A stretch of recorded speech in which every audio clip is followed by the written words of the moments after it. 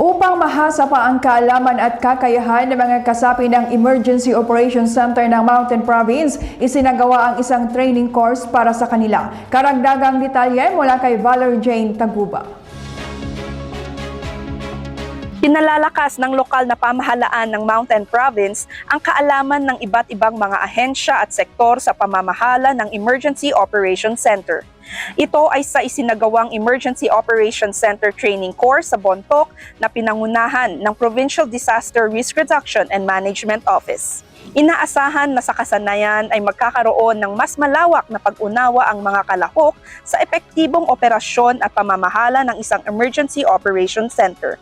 Expectation for the participants, expect them that after this training, they will now be able to acquire the knowledge, the proper knowledge, skills, and attitude so that if they go back to their own agencies or offices, they can include the knowledge, skills, and attitude which they have learned from this training, especially in managing their own Emergency Operations Center.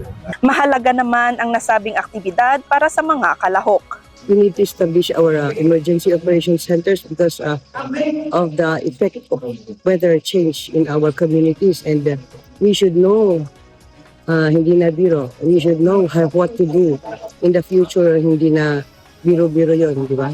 And for our future to be safe, we should learn new things and adjust and accept them.